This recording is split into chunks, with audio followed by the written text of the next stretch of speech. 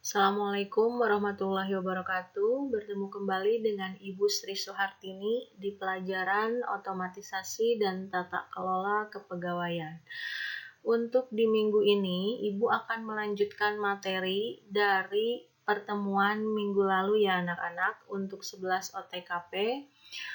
Sebelum pembelajaran dimulai, alangkah lebih baiknya kita berdoa terlebih dahulu supaya pembelajaran kita selalu diberkati oleh Allah Subhanahu wa taala. Dan tidak lupa, Ibu akan selalu mengingatkan tetap jaga protokoler kesehatannya ya, dengan selalu memakai masker dan tidak lupa cuci tangan. Baik, materi akan Ibu mulai di poin A, tentang sistem kepegawaian nasional.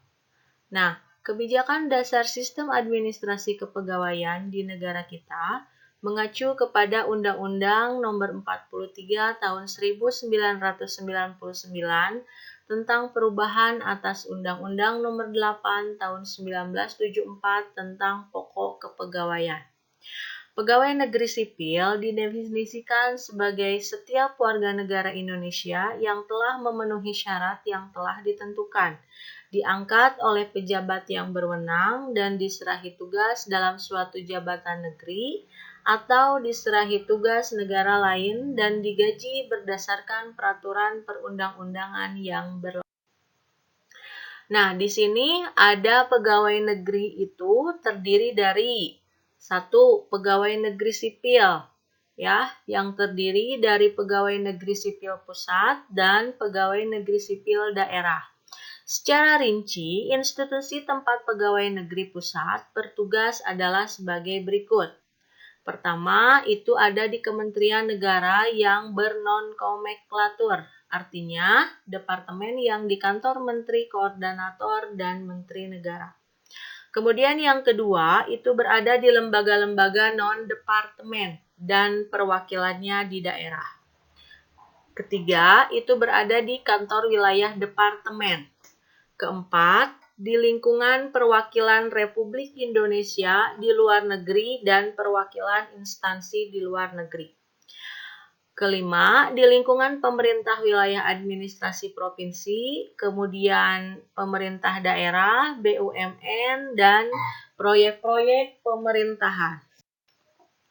Kemudian pegawai negeri sipil daerah adalah pegawai negeri sipil atau provinsi kabupaten yang gajinya dibebankan kepada anggaran pendapatan dan belanja daerah dan bekerja pada pemerintah daerah atau di luar instansi induknya.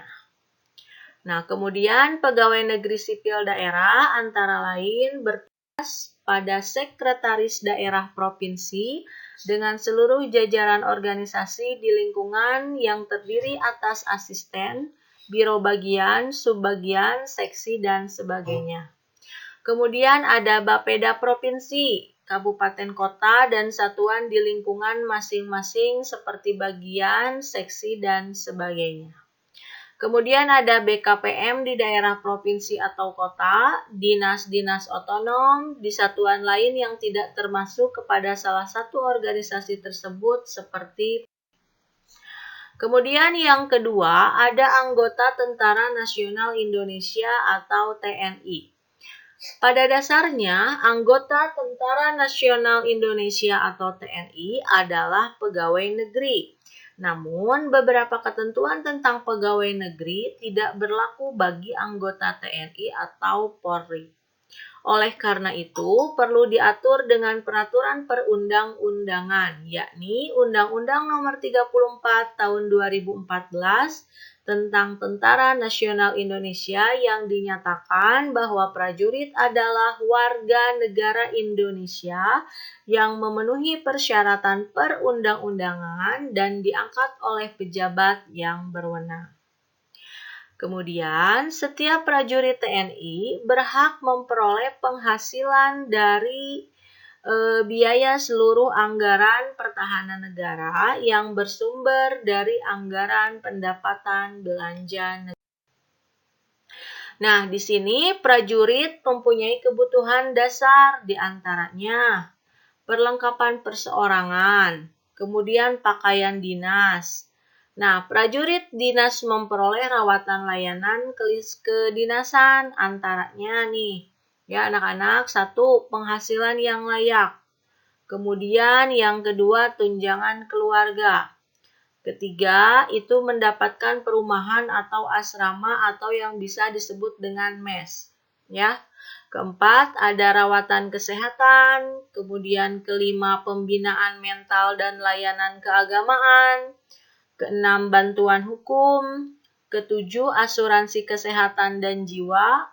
Kedelapan, tunjangan hari tua. Dan kesembilan adalah mendapatkan asuransi penugasan operasi militer. Lanjut ya. Kemudian prajurit berpangkat kolonel dan perwira tinggi diberhentikan dari keprajuritan dengan keputusan dari presiden. Sedangkan prajurit diberhentikan dengan hormat dari dinas keprajuritan karena alasan ini. Pertama, atas permintaan sendiri. Kemudian yang kedua, telah habis masa dinasnya. Ketiga, menjalani masa pensiun. Keempat, tidak memenuhi persyaratan jasmani dan rohani. Selanjutnya, gugur, tewas, atau meninggal dunia. Selanjutnya, alih status menjadi pegawai negeri sipil berdasarkan pertimbangan khusus untuk kepentingan. Nah, selanjutnya yang ketiga ada anggota Kepolisian Negara Republik Indonesia. Artinya, alat negara yang berperan dalam memelihara keamanan dan ketertiban masyarakat, menegakkan hukum, serta memberikan perlindungan, pengayoman, dan pelayanan kepada masyarakat dalam rangka pemeliharaan keamanan dalam negeri.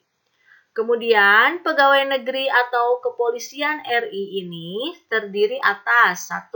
Anggota Kepolisian Negara Republik Indonesia. Kemudian yang kedua, pegawai negeri sipil. Artinya, bagi pegawai negeri sipil Kepolisian Negara Republik Indonesia, berlaku ketentuan perundang-undangan di bidang kepegawaian.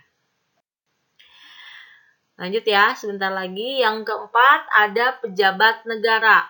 Artinya, pegawai negeri dapat diangkat menjadi pejabat negara, yaitu pimpinan atau lembaga tertinggi negara sebagaimana yang dimaksud di dalam Undang-Undang Dasar 1945 dan pejabat negara lainnya yang ditentukan dalam undang-undang. Nah, pejabat negara di sini adalah 1. Presiden dan wakil presiden. Kemudian yang kedua, ketua dan wakil ketua dan anggota MPR atau Majelis Permusyawaratan Rakyat. Ketiga, itu ada ketua, wakil ketua, dan anggota DPR. Keempat, ketua, wakil ketua, hakim agung pada Mahkamah Agung. Selanjutnya ada hakim pada Badan Peradilan Umum, Peradilan Tata Usaha Negara, Peradilan Agama, Peradilan Militer, dan hakim yang dipekerjakan untuk tugas peradilan. Kemudian ada ketua, wakil ketua, anggota, dan Badan Pemeriksa Keuangan atau BPK, ya. Kemudian ketua dan wakil ketua dari Komisi Pemberantasan Korupsi atau KPK, ya, yang sering kalian dengar tuh. Kemudian ada gubernur dan wakil gubernur, bupati atau wali kota, serta wakil bupati dan wakil dari wali kota, dan pejabat negara lainnya yang ditentukan oleh undang. Nah, demikianlah yang bisa Ibu sampaikan di materi tentang 3.3, yaitu sistem kepegawaian. Nah, adapun penugasan yang harus kalian kerjakan di minggu ini adalah membuat kesimpulan terkait tentang sistem kepegawaian Indonesia dan membandingkan dengan sistem kepegawaian di negara lain.